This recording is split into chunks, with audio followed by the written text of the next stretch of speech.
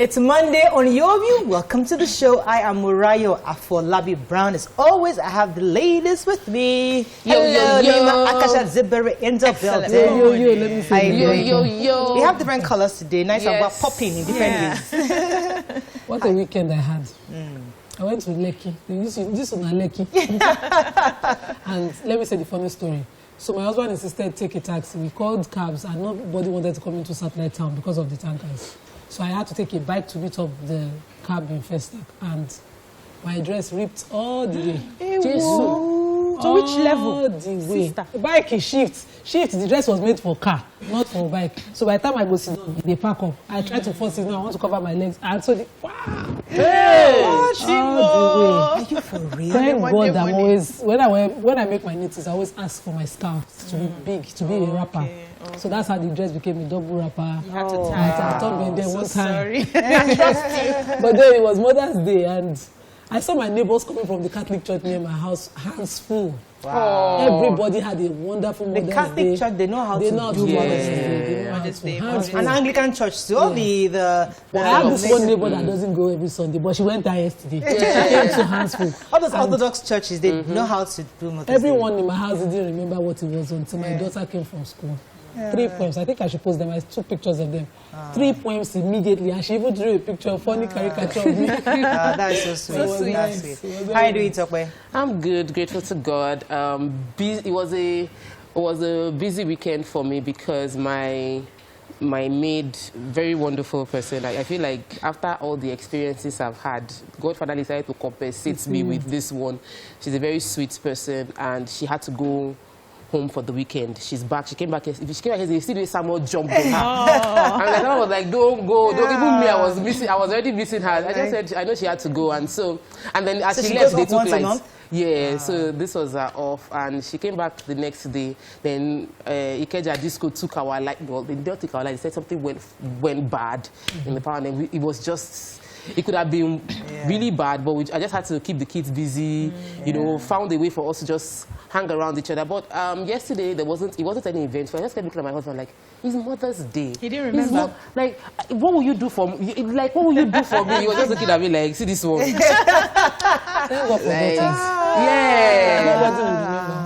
are you doing? Busy? You had a busy weekend. Yes, I had a busy weekend, so I hosted some friends over. Their kids, actually, not them. She didn't invite us. No, it was just... She has compartmentalized everybody, you know. So when it's your turn, you come. When it's your turn, you come. So I hosted, and it was fun. My husband was so involved. And I missed my son because he's a very good host. He took that after me. If he was around, he would have made a lot of things easier. He would have taken care of his friends. For everybody. Yes, you make sure you eat and all that. But because he wasn't there, I had to do it myself. So I couldn't. No, both of them are in boarding. So only the little baby Kaima. You know, so I had to, you know, be involved because I can't leave little children alone by themselves, and I couldn't trust my help. She's very heavy, so not heavy pregnant, but to move is usually the issue. But then we had fun. I made village soup. Reverse village soup. She said she got with all the sea snail. animals. Sea snail, just one, very heavy. I want to see that snail. You know, calamari and all those animals. And, you know this month is actually my birthday, birth month, and I'm working towards my birthday gift from Oga. So I'm laying the foundation and I'm working hard. Secret soldier. Good deals. I'll get you somebody who sells squid, octopus. You can put it to enter your Oh my God. Not under the sea. I can't wait. Get it for you today. That guy had Okay, that's fantastic. How was your weekend? My weekend was also yes, we saw pictures. Yes, we saw pictures. Our whole family. So you had fun. We had fun. We had. I was at the hotel that I'm working with, and they were very gracious. Very gracious to host us and the family. We had lots of pizza, food, the kids. And you took fun. 2 of you. You usually mention that. So 2 of my fans. I mentioned last week that they can actually. Those who need women, mothers who needed a break, who actually needed a break. So I told them to send a video, and I picked out 2. So these two ladies came to the hotel and they actually had a ball. They just slept, watched movies, ate breakfast. They were so happy. Please, Rivera should host the ladies of your view. I don't know what's happening. We want to come and sleep and be don't mind them. What's the people that need it? See my fingers. These fingers are working. Don't worry. I'll pack it something for the ladies. I'll tell them to pack it something for the ladies. But I'm glad they did, and the ladies have chocolates. Okay, it's Monday. So much happening in Nigeria. Please. But first, we go through the front pages of the papers. Stay with us. We'll be right back.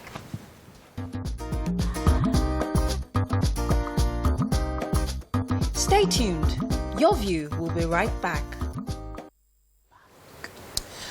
Thanks for staying with us. So before we move on, we have to remind our viewers concerning the Fela Rock and Roll Hall of Fame. It's important that please continue to vote. This is not just a Fela thing. This is a Nigeria thing. This is an African thing. We need to ensure that our people, just Google our own Fela, win what happened over the weekend. We need to continue the trend. So please, don't forget to vote. All right. Move on now to The Nation. Gunmen kill policeman, 8 others in Osun, Ekiti, Bauchi. Power should shift to south in 2023, says Ndume. Dealers seek extension of tariff cut to minivans and cars. Lawan to southeast, it is time to move to the center. Grammy wins a delight, says Burna Boy. An insurance industry capital base crashes to $1 billion. Let's start the major headline. This family of 6. It's just so sad. Wasimi local government. It happened in Wasimi. Yes. Local village. Ikire, Irewole local government of Osun State. 6 people. No, there wasn't any. It wasn't as if there was a reprisal attack. They were a farming settlement, and gunmen just came in and killed 6 people of the same family. The spokesperson for Osun State Police, Yemisi Opalola, already said that the killers were not related to header farmer crisis. I don't know how the investigation that brought that up, but she just put it out there that they are not related to farmer header crisis and that they were investigating what's happening. Within that same weekend, Kaduna, there was killing. Bauchi, there was killing. Like, in Kaduna, there wasn't killing. They were about to attack. And the military were able to foil the attack. But it was just a weekend of this particular killing that happened, everywhere. The style to it doesn't suggest, one of this. It's a clear murder. And I would expect that before they start to trivialize things with all those sentiments of tribes and all of that they do a proper investigation. Okay, let's talk about Burna Boy for a moment. Yes, good news. Our very own Burna Boy broke the Nigerian music record at the 63rd Grammy Awards yesterday, where he won an award for his album Twice as Tall. Aside from him, Wizkid also won an award for the music video he did with Beyonce, and then Tiwa Savage won an award. Fantastic. We're so proud of them. Yeah, so I am so happy. The one that Burna won, I think we should name it, is the World Global Music Award. In the world. It's not Africa. It's not in the world. It's not representing, seriously. I'm really happy about the only song I know is that's the only one I know. For me, what stood out was the performance. So there was a live performance. Yeah, I heard about that performance. I saw that. And he went and utilized our dead National Theatre for that video. And that, for me, was the highlight of everything. That he used a national edifice as our national coat of arms, standing out in front of the National Theatre and performed in front of that, telling the world that this is my roots. This is Nigeria. I'm apologetic about it. Fantastic. For me, that's his mother. So good. His mother didn't do Mother's Day. Moving on now to The Punch. Petrol subsidy to GOP 102.96 billion naira in March. Pump price does not reflect market forces. Petrol being subsidized, says NNPC. Gunmen who killed 6 family members in Osun community demanded money, says victim's son. Asari Dokubo declares self new Biafran body leaders, names officials. School invasion, Kaduna students' parents meet school management. And ASU warns of fresh strike over unremitted deductions. Okay, let's talk about the major headline. Phil, for a second. So, we've been asking, is there subsidy, is there no subsidy? Well, the information we have according to Punch is that based on the calculation of the ex-depot price, the price by the new framework, what is supposed to be and what we're selling for, the expected subsidy payment will be 102 billion naira for March alone. Now, the reason for that we don't have a cost-reflective tariff for petrol is, according to the government side, is that they had promised they would not increase the price and make it unbearable for Nigerians, and that it would be bring untold hardship on many citizens of the country. But it's worrisome. LCCI is saying that this framework will not make it convenient for private investors to conveniently put their money into this. You can't continue to regulate and stipulate the price people will sell petroleum products. They are asking, the oil marketers are asking the NNPC to revive the 21 depots. So we have depots locally on the mainland, within states. Not along the ones that we have in Ijebu that has to be by the water side, but we have the NNPC depots across countries that used to work. And because these things are no longer working, we have congestion around. This, I think, they revive, because I grew up visiting the NNPC depot, the one in Wasini.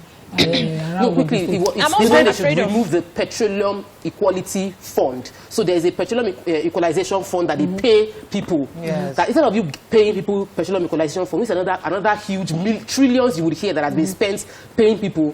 Let's revive these depots. And so people don't need to come all the way to Lagos. Please, how does this even affect the common man? Can we have a stable price? Because different filling stations are selling out issues at different prices. That's petrol that you buy in Lagos, when you get outside Lagos and there are issues like we had over the weekend, it goes up. Okay, we'll talk about it, but it's not a hot topic today, but very soon we'll definitely make a hot topic and discuss it further. But let me take Kaduna. Yes, so on Friday, government stormed a school in Afaka, Kaduna State, and abducted 37 students whose videos have been released by their abductors online, and they are requesting for 500 million. So the Parents Teachers Association and Coalition of Northern Groups are going to be meeting the school to have a proper arrangement on what to do concerning, getting their children back. The government is also saying that they are working hand in hand to see how they can negotiate and get these children back. So they said the bandits have actually been reaching out to the school management requesting for that 500 million. So now when they are supposed to have a meeting today, when they have that meeting, they'll know the way forward. And they are appealing to the federal government or to the state government to do something about their children. They cannot protect their children by themselves. They cannot give children arms to carry in school. It's the job of the government to protect the lives and property of these citizens. So the continued kidnap and abduction around schools, I blame the government.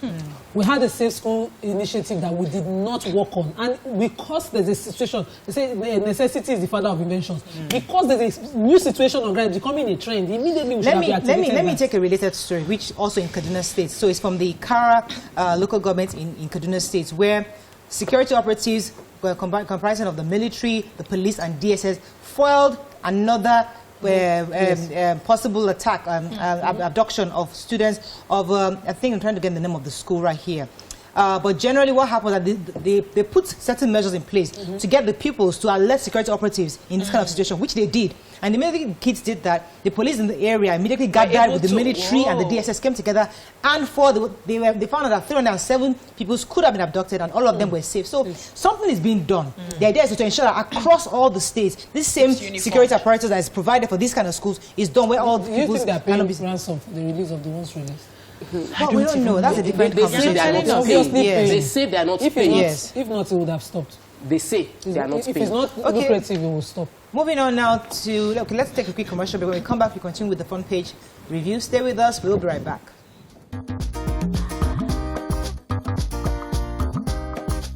Stay tuned.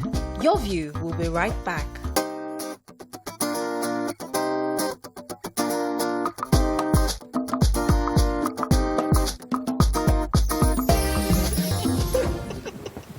All right, thanks for staying with us. We're going to continue with Daily Sun. Confusion as petrol price sells at 212 naira. We talked about that already. Police confirm killing of 6 family members. We mentioned that. Let's find a story we've not taken. Sultan declares today first day of Shaban. Yes. Anxiety as Asari Dokubo forms new Biafra group. 2023 North's quest for presidency amounts to third term bid, says Ndume. And Enugu wins National Scientist Presidential Award. That's a good story. That's a good story. Let me start with that. Yeah. This Master Itsuchuku God's Will Idiani He's a 15-year-old boy, and he won this. He was the 777 Young Nigerian Scientist Presidential Award. He was sponsored by the state. The state had its own local award. He won. They sponsored him to the FCT to contest. Wow. He won, and he's gotten a round of applause for him. He was born and brought up, you know, like any external influence. A very sharp boy. 1 million naira has been given to him, and he has scholarship to PhD level. Wow. You know, so I wish he would get more money. His family should get more benefits because we give other competition 5 million, all of so that. Just go and smile. Let's add to that story. That I had the story fully, and Topa is speaking in detail later. Okay. But you see, I wanted to take the I was going to say that there's a thought that comes to my mind that I'm saying that the Nigerian educational sector is not as bad as we make it seem. Because we actually have stars. Yes, many of our doctors have their foundations here, and they go abroad and they do well. Yes, they have additional careers, but the foundation here is still nice. So we need to have a second look. That we have a strong educational background, but just that somehow, yes, the methodology might have been outdated, but the material is still pretty relevant. The background didn't create arguable, I know. It didn't create plenty success stories. The reason is because the methods only work for exceptional children. Yes. So we now categorize the ones that it didn't work for as dullers. failures. We used to have okay, it's what the topic we're talking about in the future. Let's take another story. Yes. So go ahead. Let me show 30 days countdown to the Ramadan fasting month of the Muslims starts today. The Sultan has declared today the 1st of Shaban, and that's the last month before we start fasting. So what is Asari Dokubo saying? Yeah, so former militant Asari Dokubo of the Niger Delta has now become the leader of the new Biafra de facto customary government. According to him, he said he's here to fight the injustice and marginalization of the Igbo people. And so he's setting up this government for a better life for the Igbo people. And one of the things they are going to be looking at... Wait, calm down now. One of the things he's going to be looking at is, aside from insecurity, is also science and technology, so that the Igbo people can, have a government where they can take care of themselves with technology. And he's, calling for volunteers to join the government to be able to, they are not after war, they are not going to fight anybody, but they are here to protect themselves from the rest. Why are we even taking aside? IPOB has said, we do not have a hand in this, but we are not rejecting anybody. You can claim Biafra from wherever you are, as long as we are working towards the same purpose. Before Asari becomes their spokesperson, job people, they don't join Biafra before Asari becomes their spokesperson. Moving on to Vanguard. Anguish as gunmen kill 6. This story is all over the papers. Really, really sad story indeed. And our hearts go out to the family, members, and all who has loved the entire community at large. 2023, fielding presidential candidate from Northeast, third term, Indume tells APC. Let's find a story we've not taken. Rainstorm destroys 200 houses, renders 1,000 homeless in Ekiti. Reps to make BSc, HND minimum qualifications for offices of the president and governors. Army, Air Force foil fresh bid to kidnap 307 students. And stop marginalization, Christ develop Igbo land instead, says Amechi and others. Amechi. This week, Senator Ali Ndume, Bono South representative in our Senate, has said that 2023 power should shift to the South. And there's no question about it, that a 2023 president from the North will mean a third term for the North. And this does not encourage integration, so we should... The APC, talking to his party, should try to shift power to the south. Ekiti quickly. There was a major rainstorm that happened in Ekiti on Friday, as in it really fell too, and displaced about 1,000 persons from their homes. They moved to neighboring communities to be able to sort out themselves. 200 homes were destroyed, farmlands were destroyed, some churches were affected, 2 public primary schools as well were affected. So the government is trying to find a cushion for these people to, just to give them like a soft landing. And that's what the government is working on. And the government says that it's just happy that nobody died. And for that, we're grateful. All right, moving on to the Nigerian Tribune, how Lagos, Osun, Ekiti, other southwest states plan to tackle food insecurity. Let's find its story. AstraZeneca finds no evidence of increased blood clot risk from vaccine. Now, you can understand that article based on the threat across the world concerning that vaccine. Omar Gege Emoho meets over Delta APC 2023 battle. Troops foil attack on another Kaduna school and FAAN staff quarters. Let's find another story. EFCC detains Ondo lawmaker, 4 others over alleged 2.4 million naira fraud. How federal government tried to frustrate Ibori London trial, says Falano. And Minister directs Telcos to suspend withdrawal of USSD services over the 42 billion naira debt. Okay, which story are we taking? So the Telcos are threatening to go on a strike that's supposed to start today for, what they consider outstanding from the banks for USSD transactions that they've been doing on their phone. So they have been remitting their part, but the banks have not been able to find an arrangement from how to charge customers for that for those USSD transactions. And they continue to use the platform of the USSD, so they decided that today they were going to suspend such, and it has been difficult. But the Minister for Communications interfered and said, okay, today is calling on all stakeholders to come together and have a meeting on how to resolve this, and that they should suspend that suspension of the USSD. But customers get charged, so why are they not paying? They are owing them about 42 billion. Yes, now customers get charged. So the minister had in the past issued that they should stop charging and find an arrangement, which they didn't perfect. And so we have now bills up to 42 billion outstanding between that time when he stopped it till date. So I think they should. He also sent a letter to the CBN on that regard, that the bank should pay off. Okay, let's take the major headline. Yes. What are the Southwest governors saying? So the Southwest governors are, saying that they know that although the food blockade has been resolved, but the Southwest are ready to be able to feed themselves. And a lot of the states are, mentioning what they have. We have Ondo. They said they've already gotten tractors. They have farmlands. They have, the land is actually very fertile, and so they can, get crops to be able to feed themselves. Ekiti is saying the same thing. Oshu is saying the same. They said what they have can actually feed 30,000 of their citizens. So they are all saying that at the end of the day, what happened is just an eye-opener for states to go back into agriculture and find a way to feed itself from what it produces. The Southwest has just floated an agricultural company called SWACO. And their purpose is to bring life into agricultural value chain in the region, and they're thinking about irrigation and others. So I guess Southwestern, I have a farming partnership in Southwestern Nigeria.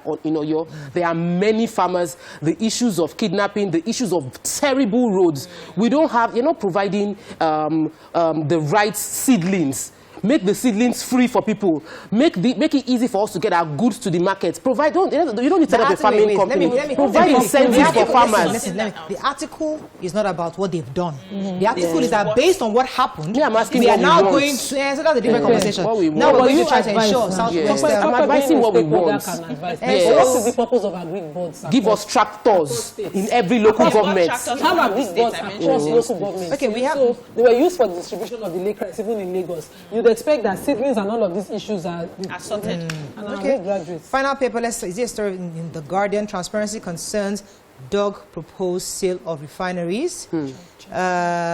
Suspense as telcos await minister stands before switching off bank's USSD service. Let's find the story. I think we've taken all the major stories there. We haven't taken ASU story, though, and I think it's important because the ASU, Academic Staff Union of University, have said that they are going on strike again, that there was an agreement that was reached with their parties, signed in December, that there will be a no victimization clause, and that there is currently victimization of those that participated in facilitating this strike, and that they haven't been paid their monies. Please, this has been ongoing for over my adult life. It's been, we're on strike, we negotiate. We're not happy, we go on strike. Government, please give them what they want. Pay them their money. They haven't paid them. Children who are missing school. Those who are in school for this.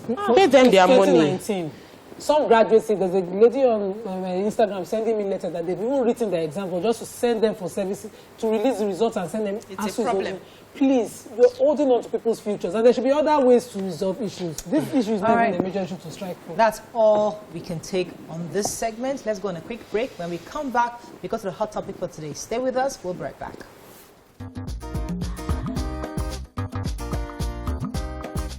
Stay tuned.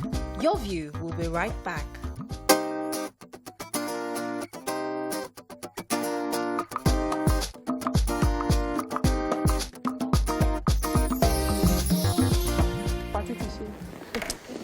Thanks for staying with us. So, during the Thursday plenary at the House of Reps, the presiding officer of the day, which is the Deputy Speaker, Honorable Idris Wase, said that Nigerians in the diaspora have no right to complain about insecurity in Nigeria since they don't live here. Oh, wow. The foregoing statement has generated quite a bit of mixed reactions amongst Nigerians within and outside the country. And it's for this reason that the ladies of your view have said, we want to hear Nigerians in the diaspora's view. Call your view, let us know what your thoughts are. You can call us on 091-390-76948. You can also call us on 081-270-53687. You can tweet to us at TVC Connect. Please hashtag YourBTVC so we can read your tweets.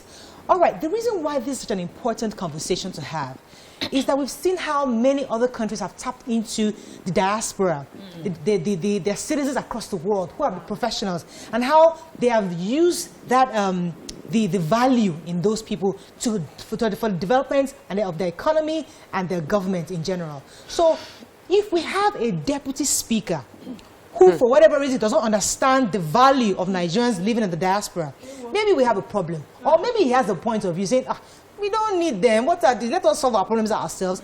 Let's hear your thoughts on this. Ladies, what do you think? Do you feel that he has a point, or do you feel that we need to educate him on the relevance of the Nigerians living in the diaspora?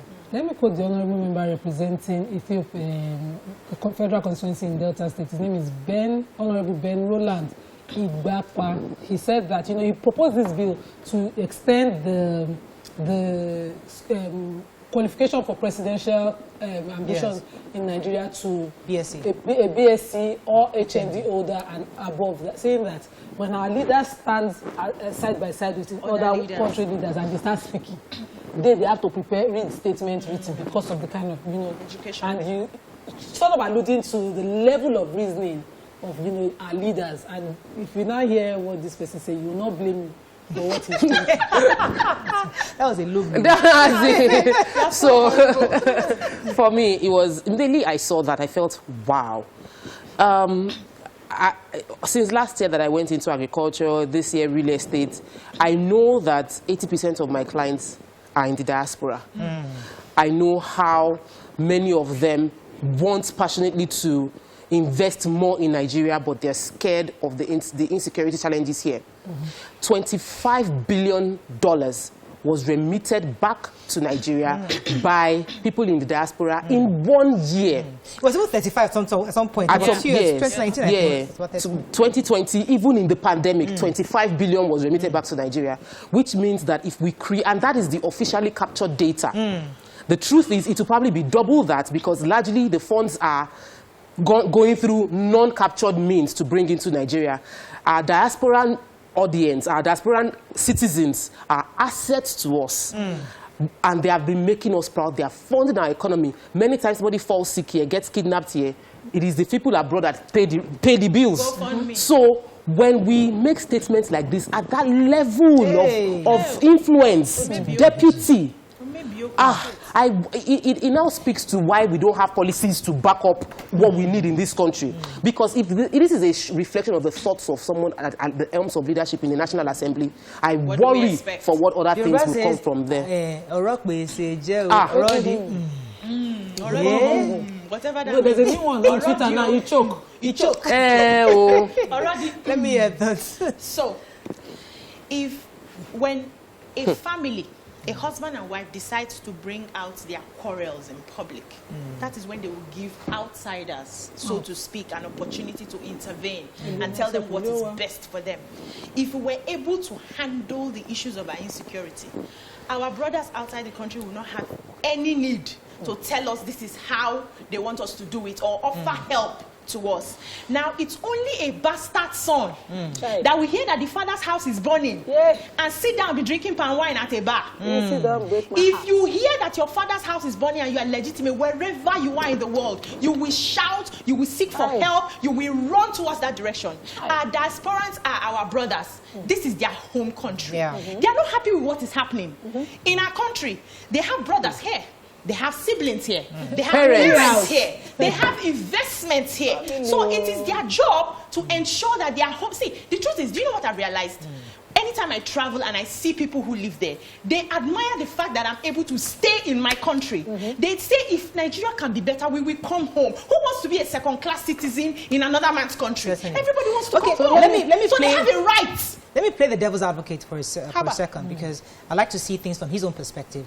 So we saw how influential, I would say, the diaspora was, especially in the hashtag NSAS. A lot of money was raised by them, and these people gathered and they sent money.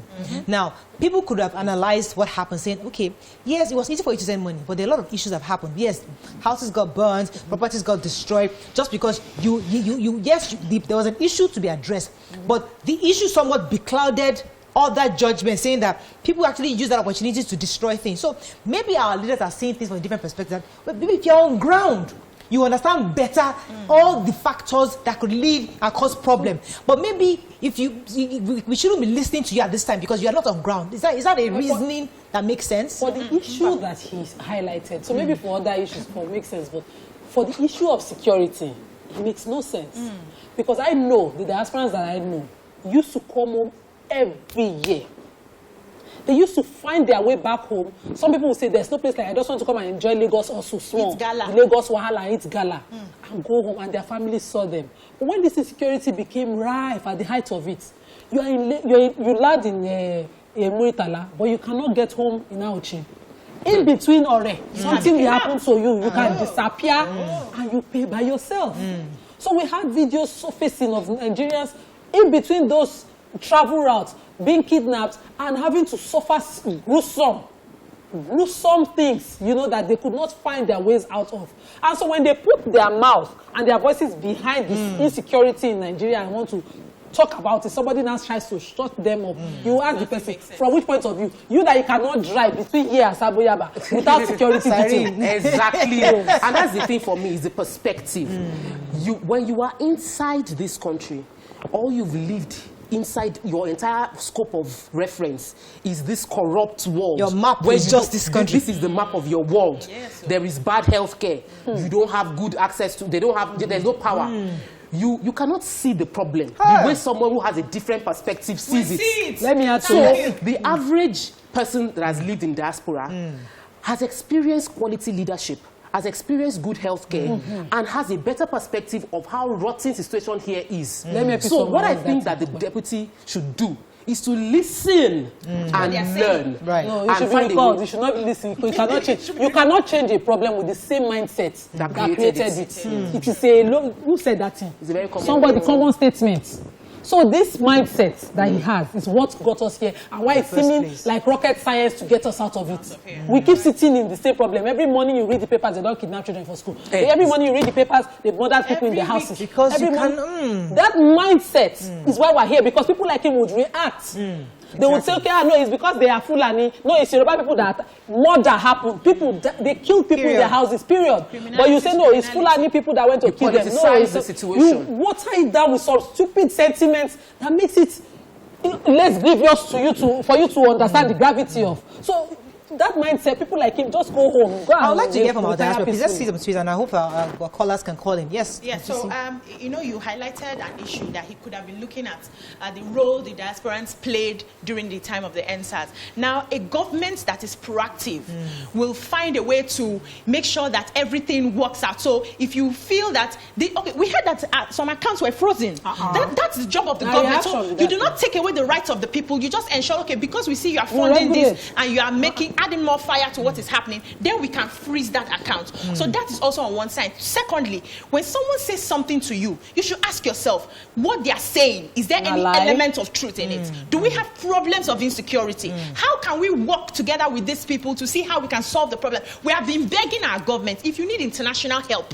call for international help. This is not a matter of pride. People are dying on a daily basis in our country. Call international help. And this governor, we heard last week, I don't want to mention the name of the governor, everybody knows the governor, that said we are waiting for the students to reunite with their parents before I release the names of the people that are behind the abduction. Till today, the governor has not mentioned anything. I've not heard that they have invited him to come and tell us the name. So it seems to me like we're actually even playing with insecurity, and we're expecting people people who have families here not to talk about it. It's interesting. So is it that the Deputy Speaker does not agree with the presidency when he created the National Diaspora Commission, the Nigerian Diaspora Commission, because the essence of that commission is to tap into the resources we have abroad and give them some kind of a foundation, a framework to exert the expertise to help develop our economy. So is it that you believe that he just created that commission for commission's sake, that you don't really believe in the mission of that commission?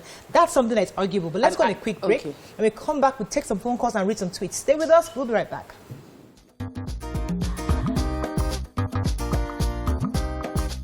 Stay tuned. Your View will be right back.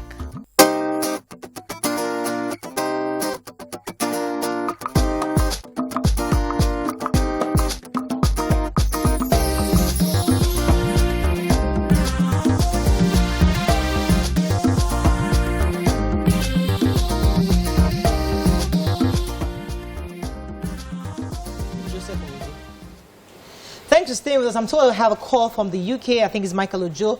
Good morning. Are you there? Michael Joseph. Michael Joseph. Go ahead, please. You're live. Yeah. That's correct. I'm a first-time caller. Welcome to the show. Go ahead. Yeah, you see, the discussion on ground with your House of Representatives saying the diaspora people shouldn't participate in the security in Nigeria. It just goes to show how intelligent he is. Because anybody in the diaspora must have left family in Nigeria. And as it is, like you said earlier, know how much we send to Nigeria every month, every week, every day. So how are we not going to be concerned? Like Papa said, most of us have investments in Nigeria. Stock market, businesses. How are we not going to be concerned with what is happening in Nigeria? So if he stupidly say we shouldn't be concerned about the security, think of how, when you take any newspaper in Nigeria every day, it is going to be one kidnap, one killing, any part of Nigeria. How are we not going to be concerned? So how can you say we shouldn't be talking about it? That's not fair. Joseph, we can't hear you again. You need to reduce your TV. We can't hear you again. All right, so he's reminding us that Nigerians in the diaspora do have investments. Your mother's own shops, you send them cars, you buy. There are things, there are going concerns that you're part of. So you are very concerned about security in Nigeria. So, another thing is, it will make you question the interconnectivity of government parastatals and decisions. So the president set up the Diaspora Commission, and the aim of the commission is to facilitate ease of investments coming into Nigeria, understanding the value that diasporans bring to this country, and there's someone in the same government is saying they shouldn't have a say in how the country runs. How then can we have legislation on elections happening over there?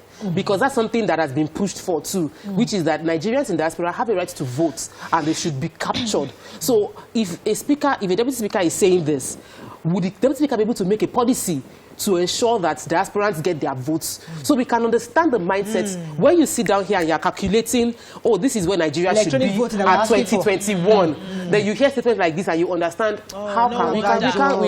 Let me take this call from Michael in Ikeja. Are you there, Michael? Michael, you're live. Oh, we lost that call. All right, so we're going back to this issue of diaspora getting involved in not just voting, or also in conversations, because part of the concern at the house is not their investments.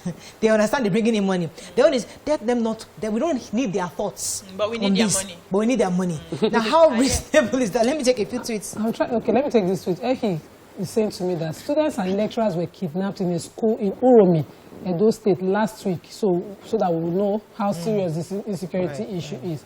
And I wanted to say quickly that, let me just try to understand him.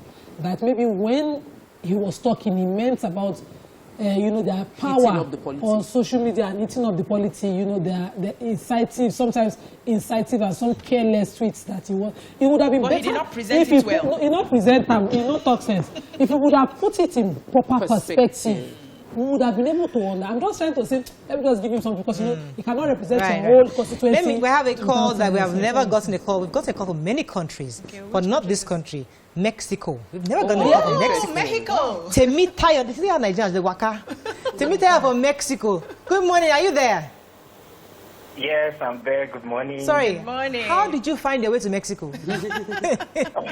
which boat? Okay. It's a study program.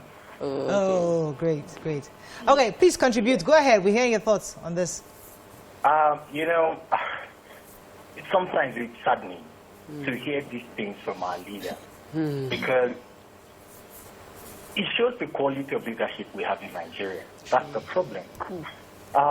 You said something about education, about the standards of education in Nigeria. We have the best brains in the world.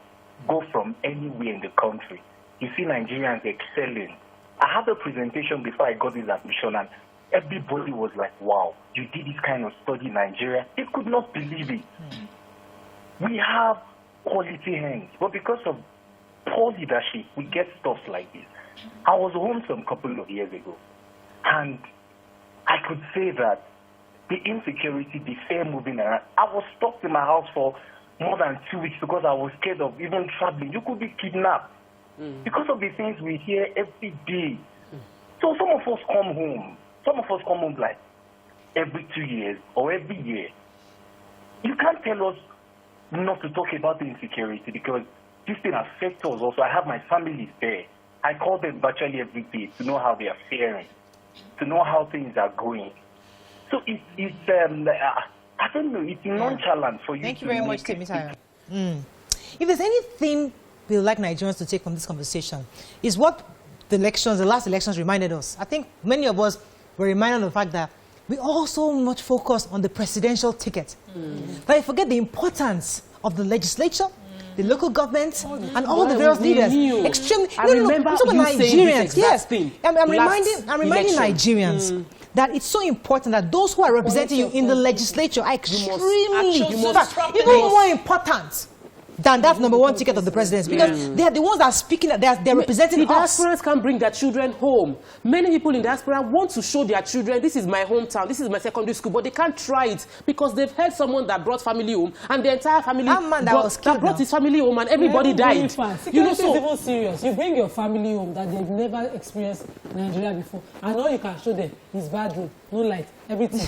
You know, why is the problem you want to show them? Let me take this call from shout when they take light. Peter from Finland. We've got to Finland before. Yes. Good morning, Peter. Are you there? Ask them to call now. Yes, I was just listening to your program. Yes. I'm shocked and I'm not shocked that... Please speak a bit louder. I can't hear him. I said I'm shocked and I'm also not that the member of our House of Representatives can say such a statement. Right. It's like they don't know the impact that the people outside the country are bringing to the nation. Every day, every hour, like Doctor was saying, monies are being sent that is boosting the economy of that nation. And for such a man to come out and say that we don't have a say, it means that they don't see Nigeria for us. They see Nigeria for themselves. I come home, every time I try to come home to Nigeria, I am always afraid that I don't know if I will be kidnapped. I don't know if I will have an accident when I'm traveling on the road. I don't know what will happen to me. So even if I am planning to come home, I'm always thinking maybe I should come or not come. It's so pathetic. And these people need to start thinking the way forward because the world is moving forward, but they seem to be moving backward. And I just hope that the right people will get to that place and set Nigeria straight. That's all I have to say.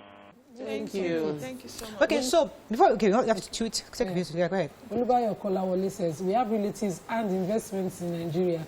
Why should we not be concerned about the security issues in Nigeria? We listen to Nigerian news every day. My sons are scared of coming home. Festus Akimboyewa says the Deputy Speaker of Nigeria's House of Reps spoke out of ignorance. What he's saying is we can throw away our Nigerian passport. I live in the UK and I know that Nigeria is surviving on our remittances. He needs to apologize to us. Bilkis says, "Na nonsense talk. I'm always concerned about the welfare of my families and even friends back home. There's no day I don't read or watch the news to stay abreast of happenings back home, and it's a huge concern. The insecurity has debarred many from coming home." Okay, so let me take this call from Mike. Mike from Wales. Morning, are you there? Yeah, I'm there. Morayo, good morning. Good morning. You're live. Go ahead, please. All right. Yeah, I'm not surprised that that statement is coming from the Deputy Speaker. When you look at someone, you can simply say if this person is intelligent or not. It just displays his ignorance. No, it just displays his ignorance. Let me tell you something. If there is a commission, it shows that it is constitutional. And someone is saying that commission, people under that commission have no say in their country. No matter how, even if you hold the citizenship of another country, you are still a Nigerian, because if you commit an offense in that country, they will tell you your roots. Yes. They will refer you back home. Yes. Look, what the annoying part is that this man will come up tomorrow and say that it was misquoted or it was misinterpreted, or if they don't understand English, I think they should start speaking in their mother tongue. Because I believe he is just ignorant. That is just it. Thank you. Thank you very much. We have to wrap up on this very quickly. So maybe English is the problem. Yeah. And we've always said it. I personally, I find it annoying when people, rate people because of the level of English they speak. I'll ask you if you can speak a language I understand. Get an interpreter. I take briefs in any language. But that house has quite a lot of people with different languages, so it's impossible for them to have that. No. But when we rate them, I think on the floor of the house, there should be a language, so whatever, for the other people to understand. Yes. Because when they speak their language, maybe this kind of goose will not be happening. Maybe they didn't mean it like that. And English is the problem. Okay, we have to run off, but you see, it's important to note that Honorable Gbila from Benue State did try to convince him and make him understand the value of the Nigerians living abroad. However, I'd like to end with the statement of the entire house. Yes, it was not a reflection of the entire house. But it's important, because he said something I thought was important. That's Honorable Idris Wase, the person that said that we don't need their involvement. He said, I am not convinced that we have to take that petition. The reason why I have this conversation is hopefully to convince him to understand. Because when you understand, you can then do the right thing. Let me take this final call. Good morning, are you there? Gerard, you're calling in from River State. Bernard, are you there? Yeah, good morning. Good morning, you're live. Go ahead, please. Like what the man said, I think he's right, and then right in one sense and wrong in another sense. Okay. Hello? Yes, we can hear you. Go ahead, please. Okay. Why I'm saying this thing is that a Togo man cannot complain about Nigeria's security.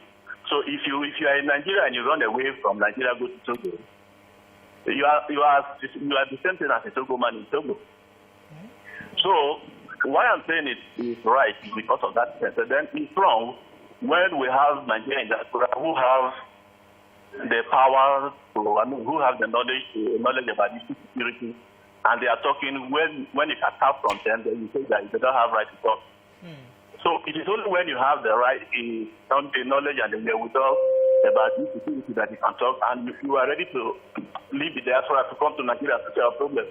Okay, Bernard, let me stay on you for a moment. Bernard, let me stay on you. How much we have complained, talk. Nobody have listened to us. Let us get clearer understanding from you. So let us imagine somebody traveled abroad, but he has family in Nigeria. He's sending money for his mother's shop to pay her salaries and all that. So don't you think that he has a say in the insecurity conversations going on in Nigeria? That is why everybody outside Nigeria, even outside country, have the right to stay. But you are at the same time, once you leave Nigeria, run away from Nigeria to another country, you are as the same person outside the country.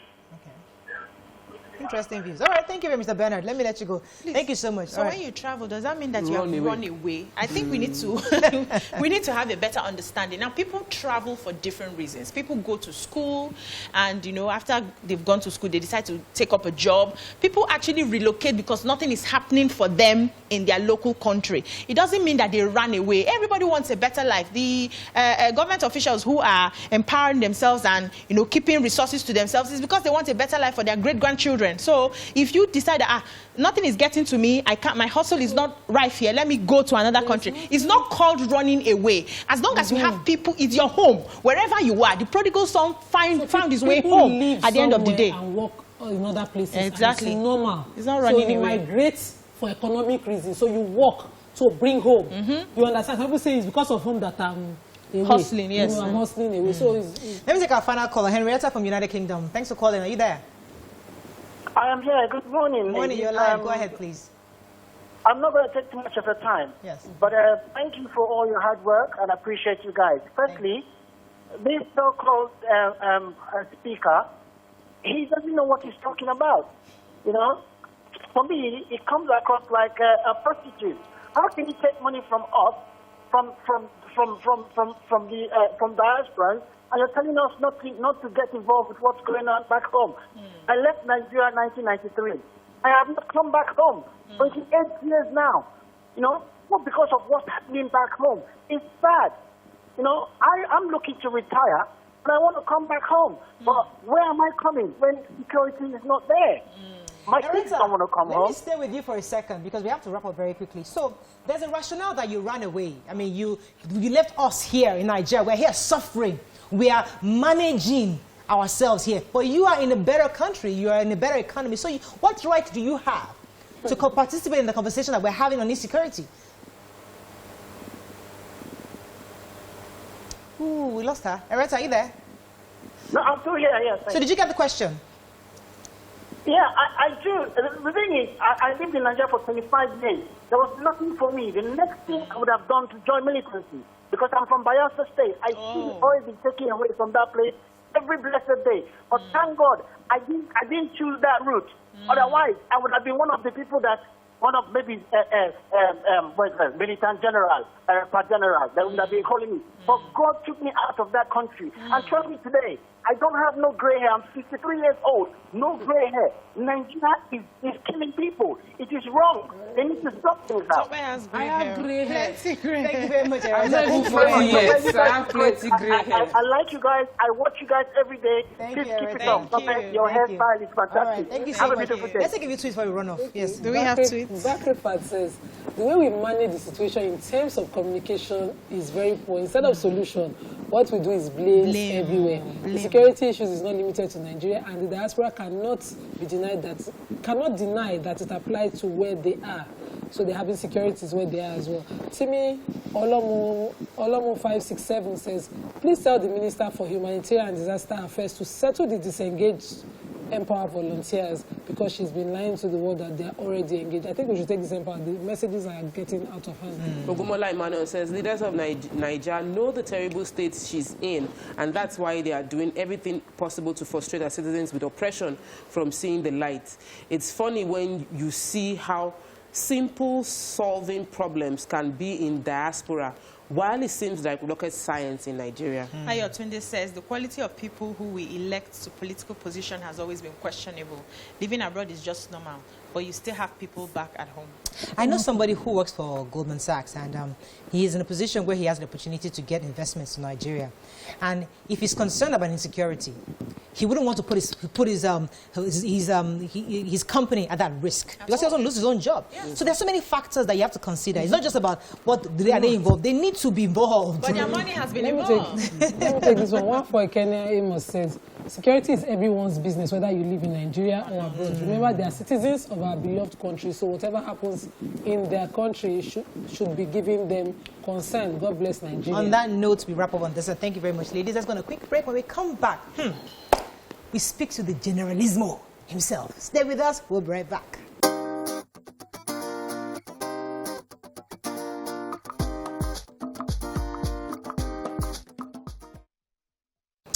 Thanks for staying with us. So join us on the show now is the national leader of the Odua People's Congress and the Are Ono Kakanfo of Yoruba land, the Generalismo, Iba, Gani Adams.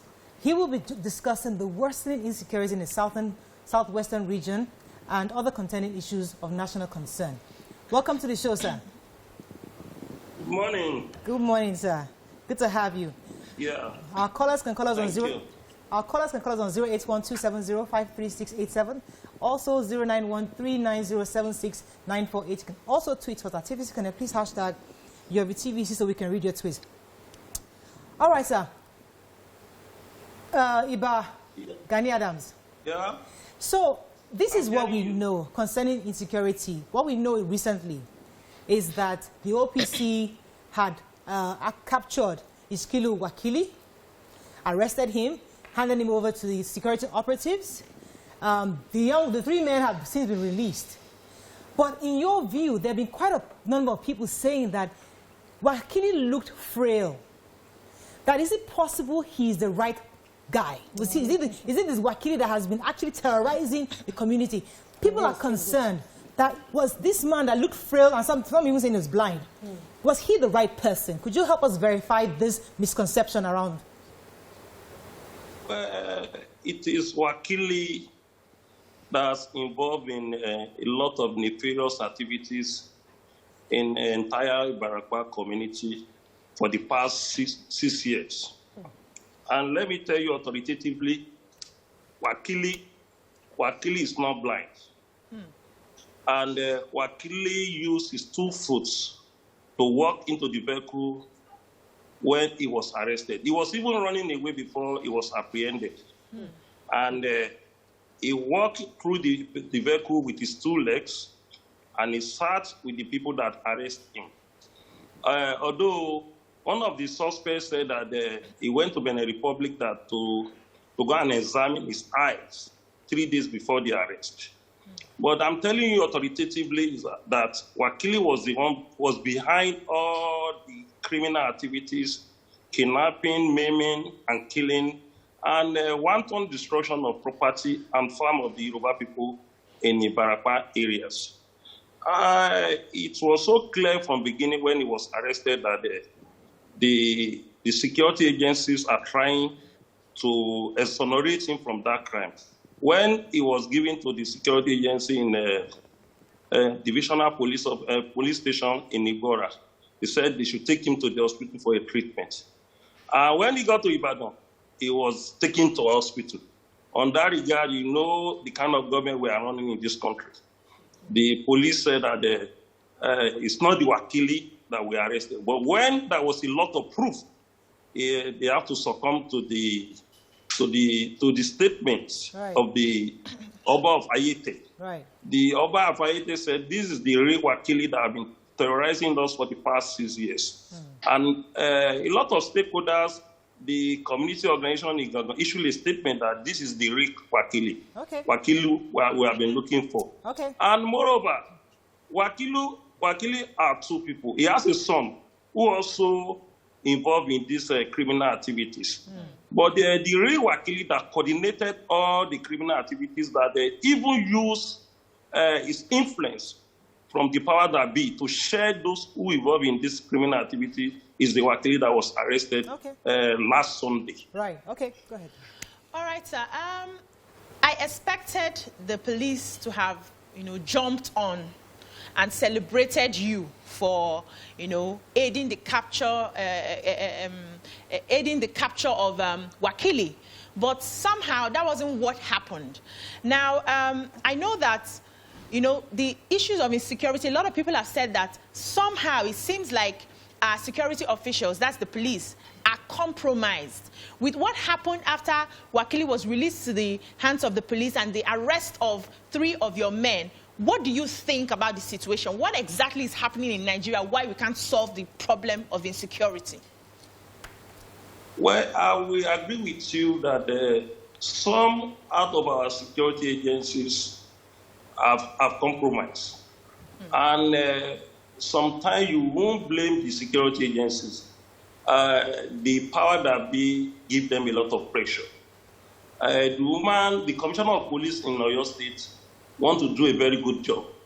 And I can imagine the kind of pressure that comes to his desk when we hand over Wakili to him.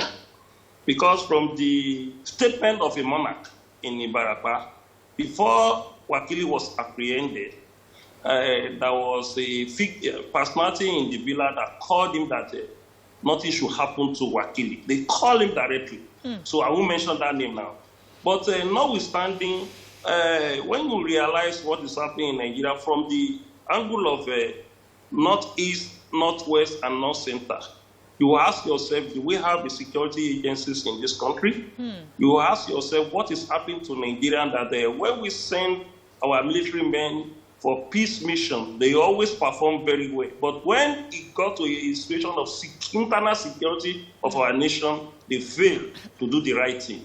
So the Nigerian problem is highly compounded. It goes beyond the issue of security. And that was one of the reasons we are saying that let us overhaul this country. Let us overhaul it on the basis of constitution that was given to us.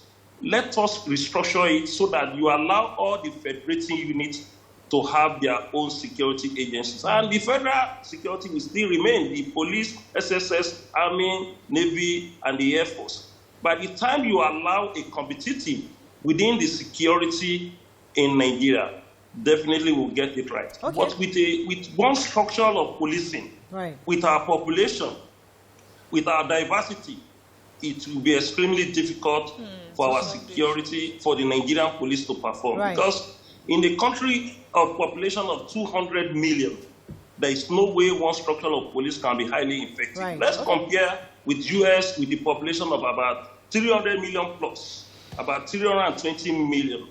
The US security structures, they have nothing less than 10 different policing. Even some universities have their own policing. The train station have their own police. We have the FBI, we have the state police, we have the county police in US. And Britain, with a population that is not even up to 80 million people.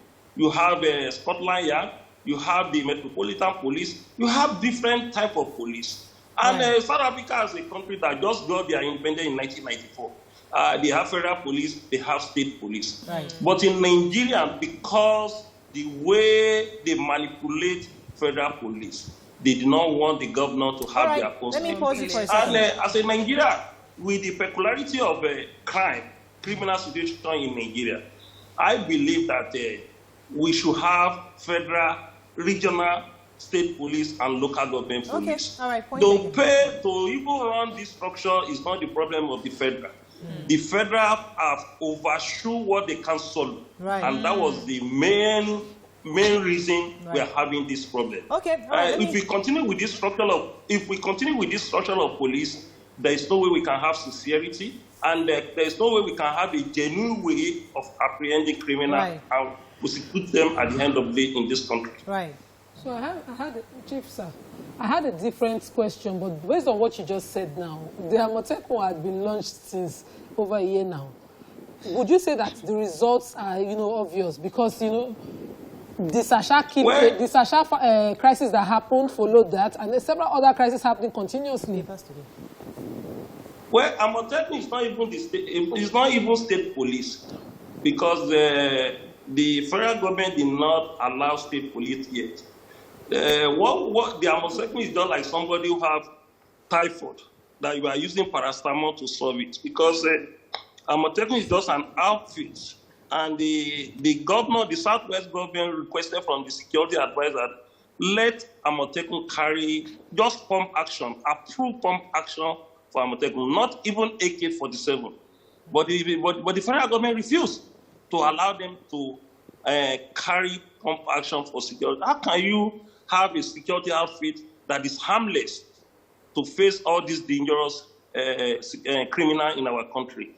And let me give you some details of a pocket of areas that we have serious criminal activities that is going on as we are talking now. In Owo today, in Uwe village in Owo, there is some bandits that resided in that forest, and they were mining our gold. This security report we got in our own desk is that an helicopter will come and drop food and harm to them to even protect them, for the community not to chase them away from that place. And when you go to Ilesha, you will see similar things happen, but we don't have the information that the helicopter drop food and harms to them in Ilesha and Ile-Ife.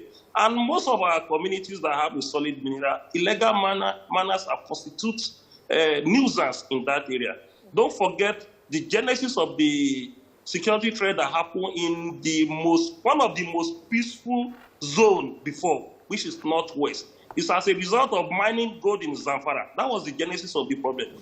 The miner empowered themselves with illegal arms, and at the end of the day, they constitute nuisance to the extent pocket of factions of them are now coming out. From mining, they now upgraded to kidnappers. So let me pause. Kidnappers, they now call them bandits. So let me pause you for a second. Was this ever officially communicated to security operatives to handle? I mean, yes, there are illegal mining going on in these communities, but have there been a formal report to the police or DSS or even the military on this?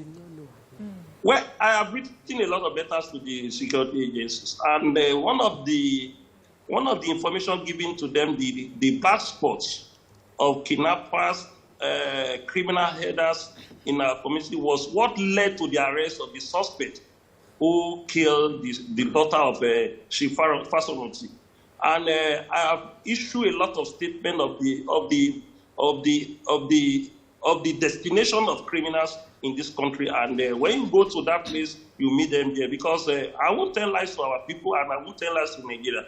I was not brought up to be a liar, and I was not brought up to point out the fallacy to the people. So a lot of letters. Even 2 weeks ago, I wrote a letter to all the Southwest governors that I want to give me an audience. I want to give you more information of what I have as the Ààrẹ Ọ̀nà Kakanfò. Although Ààrẹ Ọ̀nà Kakanfò constitutionally is not a security chieftaincy title, but in our history is the defense minister of the entire Yoruba race. So definitely, I have a role to play to complement the effort of the government agency and the governor, and even our monarch. So I have written a letter to them. As I'm talking to you, only one of them have granted that request. So that will show you how some non-channel attitudes of our people in the authority. Because when you have somebody who said they want to talk to you about security, either you like the face of that person or not, you have to give him an audience and listen to him. Yoruba will tell you that Adakema from Motentonshi. So when you meet people, you get more beyond what you have. So definitely, I've been trying my best, and I didn't keep quiet on talking about the issue of security, and I was not paid for it. I was not even gazetted to be paid salary. I was not given contract to be doing it. But what I believe is that the service to the people is one of the contents of issues that God loves. All right, let me pause you for a second. We have a lot of questions for you. Go ahead, A lot, sir. So, as the head of OPC, there was a time like 15, 18 years ago, OPC were our major source of security. 20 years ago in my area, there was major armed robbery attacks, and we had to pay OPC, and their presence created a major, like one, they even, there were a lot of arrests that took place by them handing over to the police. But right now, we seem not to be seeing OPC in that same level. We now have Amoteku. There's also the vigilantes group of Nigeria who are also empowered to protect farms. We had to use them in our family. So my question now is, what exactly can OPC do constitutionally? What exactly can OPC do as a security apparatus for the Yoruba race to reduce this increase in the rate of insecurity, kidnapping, and killings within our region? Well, let me just correct the impression that you just call me a leader of OPC. Ààrẹ Ọ̀nà Kakanfò was supposed not to be a leader of only one group. Even though conventionally you are not the leader of all groups in Yoruba land, you have to relate with all groups. Either you are recognized as a patron or honorary leaders of that group. So definitely, with the capacity I have now, go beyond the leadership of OPC. And the Yoruba leaders have given me an assignment to bring all the local security relevant groups together so that they can complement the effort of the many communities in Yoruba land and the government. We named that organization Southwest Security Stakeholder Group, and which we have written letters to all Council of Obas in the local government and the prominent paramount rulers in all states, that in our decision is that we are ready to work with you, coordinate all these groups together to back up the effort of the security agencies. And the question you asked that what can OPC do? OPC can do wonder. But the major impediment in our way is the sincerity behind the activities of our security agencies, because we realize that the major damage of the image of OPC in 2020 to 2025 was as a result to assist the communities about security. The police saw that we are doing their job for them, that the OPC is trying to outshine them in terms of security. So they descended on us. If you go back to the memory lane, go and check the media, where the year that we lost out our image was between 1999 and 2005. Right. Because OPC was determined by then that we are ready to rid out the criminal from the Southwest. We started that job very well until when police started arresting our members and parading them. The first charges is that you are in possession of illegal arms. And another, they will now call you a lawful organization, someone that is assisting them in the society. So we encountered a lot of problems in that regard. So in a situation like that, the National Coordinating Council of the group now decided that if the community did not call you, don't go after criminal. If the community did not engage you to involve in their security and take you to the DPO or area commander, don't involve in any activities. So we have to do that, although the decision was not an easy decision. But notwithstanding, image matters in anything you are doing. Yoruba will tell you, assuming we were going on the way we are going, I may not become Arena Kakanfu now, because we have to be very, very careful. No matter how brave you are, you will believe in your image. If you don't have a good character, you can't be their leader. Even though they will even tell you a proverb that so we have to be very careful. Now, the situation have gone out of control. And there is a lot of people that always say, what is Arenche doing? Is Arena Kakanfu? Some of them forgot that the power of the holding days that the Arena Kakanfu have in our empire, I did not have the power. We have a constituted authority. We have lost, the monarch have lost their authority in 1994 when we have the amalgamation, in 1914, sorry, when we have the amalgamation from the law legal. And they lost the authority again when we got the independence in 1960. So definitely, the governor are the chief security officer of their states. And even the local government is the chief security officer of the local government. Before you encroach to any security activities of that area, you must seek the blessing of the governor of the state, and you must seek the blessing of the local government, and you must have a very good relationship with the commissioner of police, area commander, and the DPO. And the monarch must support you. If you don't go through this process, if you do a very good job, you will end into trouble. And if not because of the Wakili issue are being public knowledge, people are being in trouble today. Because people know that Wakili has been declared wanted, even though it's not being declared wanted by the police. We know what Wakili and his son and his cohort have done in Ibarapa. No single Fulani have been charged to court, have been arrested. Until when Wakili was arrested, the police in Oyo State want to twist the story and say it's not Wakili. When they realize that the community, the people in the community say, this is the Wakili we are talking about. And all right, let me go on a quick break, sir. Let me go on a quick break. When we come back, we'll continue this conversation with the Iba Gani Adams. Stay with us, we'll be right back.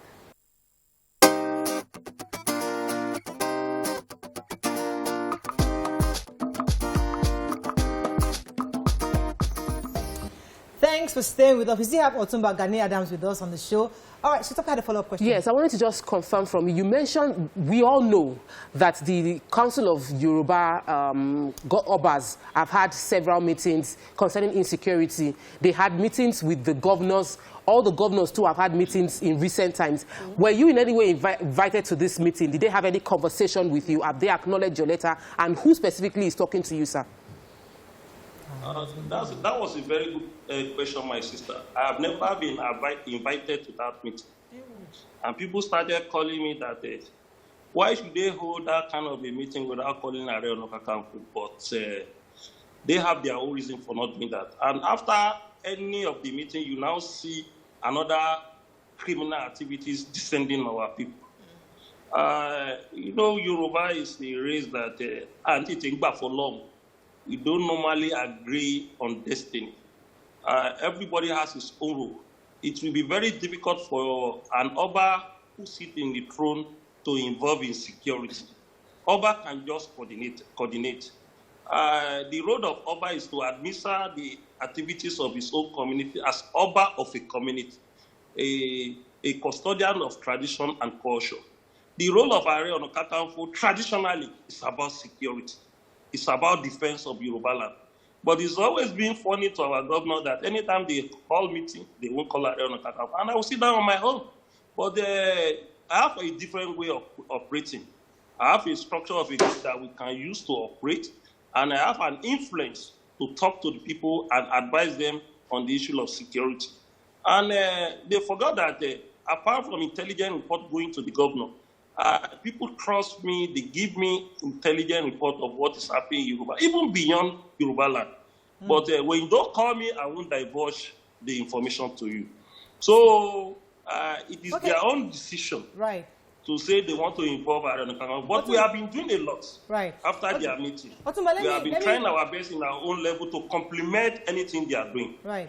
Let me throw this in. So before Sunday Igboho came into the picture, Miyetti Allah was blowing hot and cold. I mean, they were not even blowing hot and cold. They were spewing a lot of negativity out there, saying a lot of things concerning how the herders have a right to have that open grazing in these various communities. Then Sunday Igboho came, and we all know what happened. Recently, Wakili was captured and handed over to security operatives. A few days after, Miyetti Allah from Ondo State, Nakure, said, please, we want peace. We are now willing to accept ranching instead of open grazing, and we don't want any issues with the herders, farmers. Do you think all that has happened in the Southwest in recent times have been fruitful, whether we are beginning to have a change in Miyetti Allah's utterances so far in recent times? Well, I think the statement of Ondo State Governor break unnecessary arrogance of Miyetti Allah. I must commend the effort of the governor of Ondo State, Governor Rotimi Akeredolu, because he was the first governor that said he doesn't want them in the reserve forests. So, and that statement triggered a lot of issues in the Southwest. And that statement led to a meeting of the entire Southwest governor with the Miyetti Allah.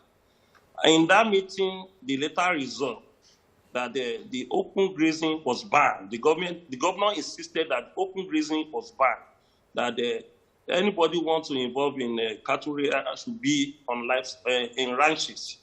And that was how Miyetti Allah succumbed. I don't know what Miyetti Allah wants in Southwest, because when the governor was in the process of Amotekun, there was a lot of unwarranted statements, inflammatory statement from them against Amotekun. I will ask them, a question I will ask them. A tenant in the house is challenging landlord that the landlord should not secure his house in his own way. And we always say in our own language that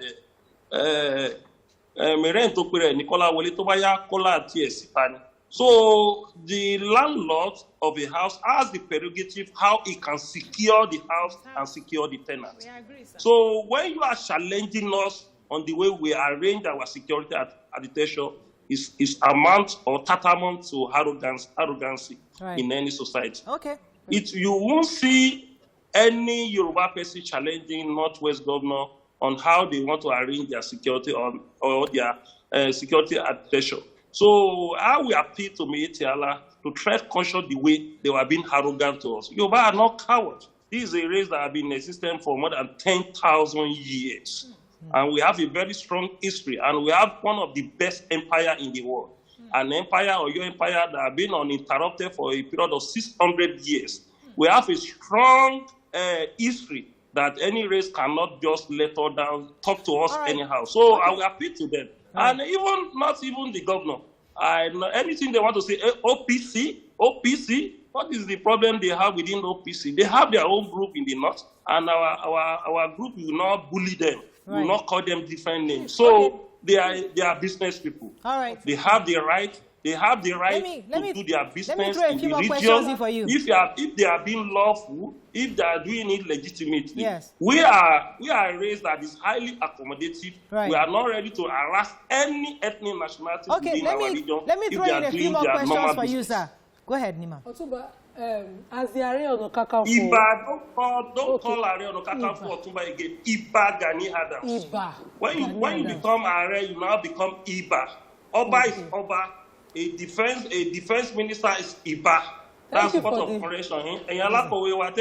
Thank you for the clarity, sir. I'm from Edo. So, just to clarify. So, my question was, because of the role that you have now, your interests seem to be very regional. And we, as a country, we are much more than, Nigeria has several other tribes as a country. Shouldn't the interest be to foster, because this waters down many issues. Tribalism waters down many issues that we have. Shouldn't your goal be to work with us, with other states, to have one Nigeria, as opposed to a regional interest? You said regional what? A regional interest is what the Yoruba people would represent, and we have several other tribes in Nigeria. Well, let me tell you, charity begins at home. Politics started from local. Anything that will hold Nigeria started from local. And politics is a local interest. If a state committed an atrocity, it can destroy the entire image of Nigeria. A state out of 36 states. And all crime, all success started from local. So charity begins at home. And don't forget that even in politics, you are talking about tribalism. Those who represent us in parliament, every parliamentarian comes from a constituency or senatorial district.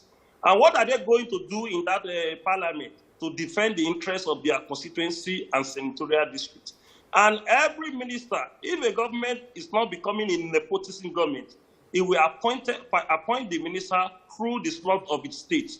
And if you are talking of Nigeria, I will be a very good Nigerian if I'm a very good Arigidi person. And from a very good Arigidi person, I will be a very good Yoruba person before I can be a very good Nigerian. Right. If you see anybody who said, I'm a good Nigerian, and is not a very good person in his own homeland, it's a criminal. And it's not somebody to be celebrated in the national level. So you have to be a very good person from your community, a very good person from your ethnic nationality before you can be a very good Nigerian. Because the recommendation has to come from the grassroots, from the grassroots to the national. Right. And that was one of the reasons we are saying that we need a parliamentary system of government. A parliamentary system of government will give a credibility to anybody that will serve in the federal level. And what are you talking about? Every tribe have their own group. The Yoruba have the Afenifere OPC, Yoruba Council of Elders.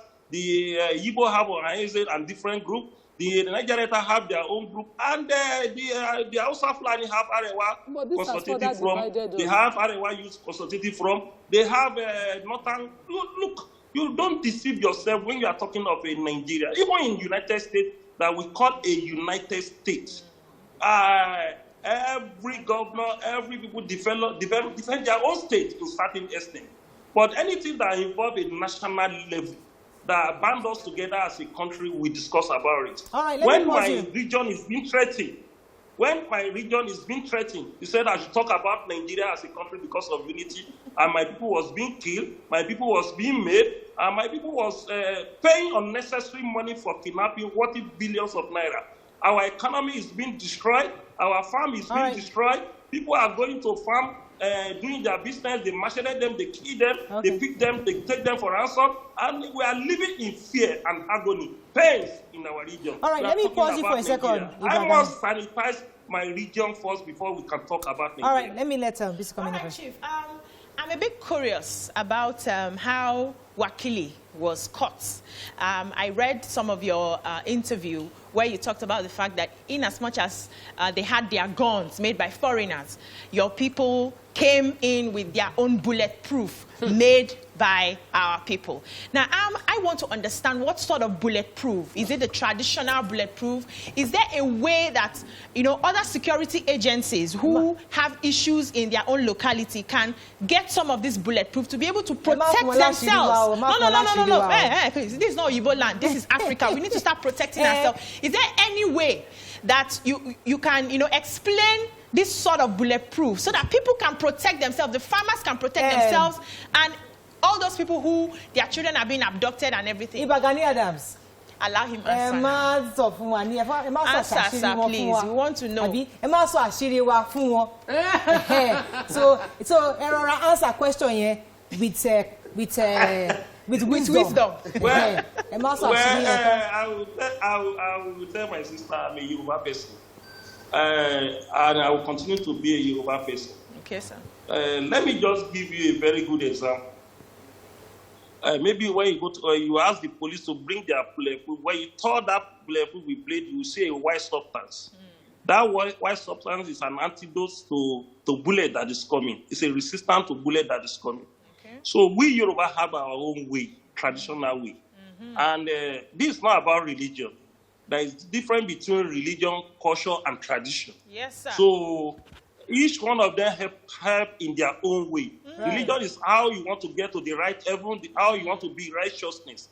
And our culture is our way of life. Yes. Our tradition is the stool of our monarch, how we control our community, way and manner we govern our community.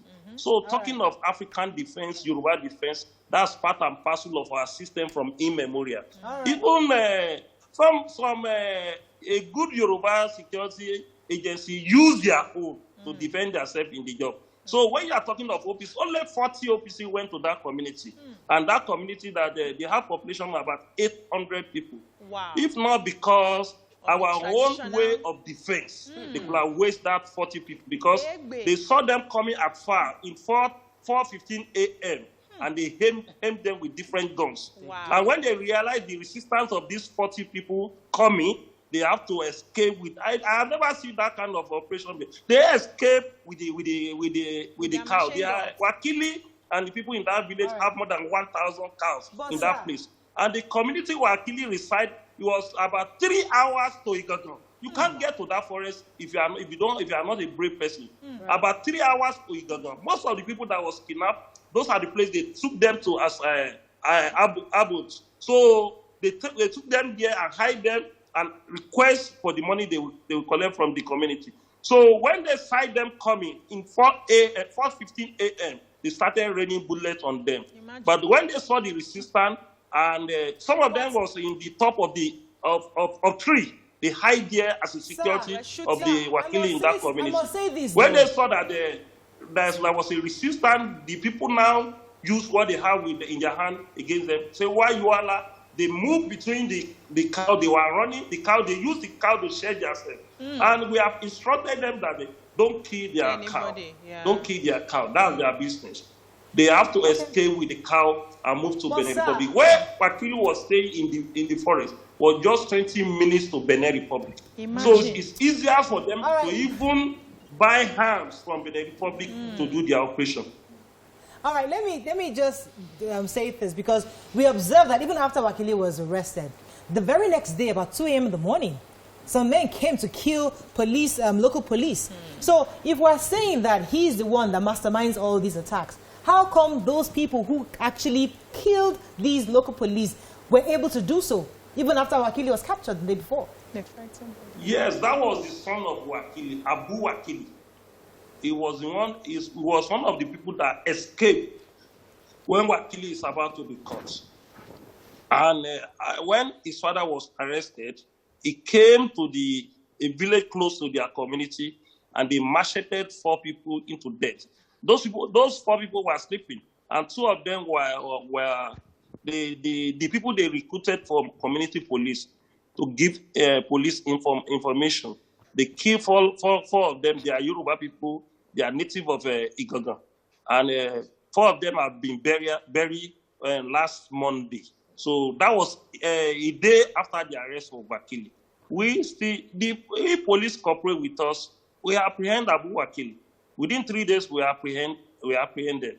But what the police authority did on the issue of Iskilu Wakilu psychologically demoralized us that day. These are the kind of authority we want to assist. These are the kind of authority we want to work together to sanitize this country. These are the kind of authority that we want to complement their efforts to make sure we have a safe nation called Nigeria. Right. Okay. So, hearing you, and a few months back when you made a statement it was very reassuring for Southwesterners that we have a generalismo, we have Gani Adams that will be able to protect us. Hearing you once again gives that sense of they should just let this man work. So what I would like you to do, because we're out of time, is what exactly do you need, and how would you like the government and the police to work with you? Well, just cooperation. We need their cooperation. Don't forget that we have structure in 98% of the community we have in Southwest. Even we have the Yoruba people who joined OPC in the north. We have structure in about 28 states in Nigeria. And not even only the strength of OPC now. We have combined the strength of other relevant groups on security.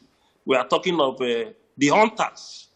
We are talking of the vigilantes. We are talking of agbekoyas and other groups that is security relevant. We have combined them together to complement the effort of the security agency. All what we need a confidence. We need a security agency to give us confidence that they are sincere to reduce insecurity in Nigeria, because there is no country you can eradicate security totally. There is no country without crime, but the efforts of the citizen and security agencies can do wonders. So we need their cooperation. We need their cooperation of the governors, because I will appeal to the governor that they should not play politics with security. It is very dangerous. The primary responsibility of the governor is to make sure the life and property is safe. That was #1 assignment of any governor of the state. That's why in Constitution, although they did not give them the power, they are the chief security officer of their state. We need the cooperation of the governor. We need the cooperation of traditional rulers, because some traditional rulers is relating with them. We are not saying they are relating. Well, they are relating with criminals.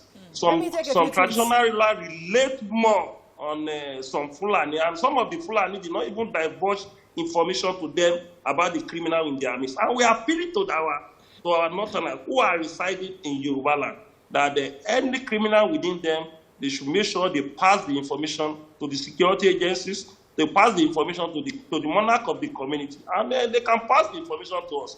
I still have some northerners that I relate with. All right, I'm not a person that stigmatizes any Fulani living in our area. We have a lot of Yoruba living in Kano.